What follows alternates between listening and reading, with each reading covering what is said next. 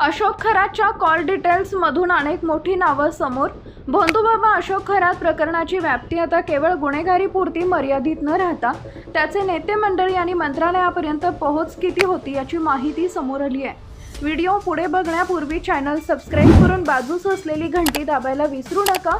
अशाच पुढील ताज्या लेटेस्ट अपडेट्स सर्वात पहिले बघण्यासाठी सामाजिक कार्यकर्त्या अंजली दमानिया यांनी खरातच्या कॉल डिटेल रेकॉर्डचा हवाल्यानं धक्कादायक माहिती सार्वजनिक केली आहे। उपमुख्यमंत्री एकनाथ शिंदे, सत्ताधारी पक्षाचे मंत्री आणि रुपाली चाकणकर यांचे अशोक खरात सोबत शेकडो कॉल झाल्याचा दावा दमानिया यांनी या प्रकरणात करत मोठा खुलासा केलाय। सीडीआरमधील धक्कादायक आकडेवारीही आली आहे समोर।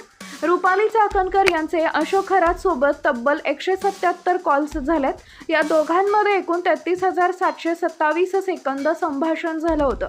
रुपाली चाकणकर यांच्या बहीण प्रभाकर चाकणकर एकूण 236 कॉल्स अशोक खरातला झाले होते। राज्याचे उपमुख्यमंत्री एकनाथ शिंदे यांचे देखील 17 कॉल्स, यात 10 इनकमिंग 7 आउटगोईंग कॉल्स झाले होते। एकदा तर दोघांमध्ये तब्बल 21 मिनिटं सलग संभाषण झाल्याचा दावा दमानिया यांनी केलाय।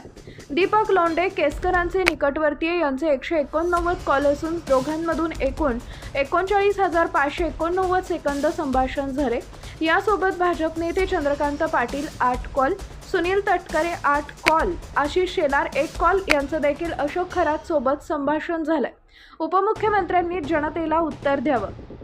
अंजली दमानिया यांनी एकनाथ शिंदे यांना लक्ष करत एखाद्या भोंदूबाबाला राज्याचे उपमुख्यमंत्री 17 वेळा कॉल का करतात, त्यांच्यात 21 मिनिटं काय चर्चा झाली हे जनतेला समजायला हवे। तसेच रुपाली चाकणकर इतका वेळ खरातशी काय बोलत होत्या, त्यांना तात्काळ अटक करून त्यांची चौकशी व्हायला हवी अशी मागणी दमानिया यांनी केली आहे। दमानिया यांनी दावा केला की खरातला केवळ महाराष्ट्रातूनच नाही तर कतार, UAE आणि ऑस्ट्रेलिया सारख्या देशातूनही मोठ्या प्रमाणावर रेकॉर्ड फोन आलेले आहेत।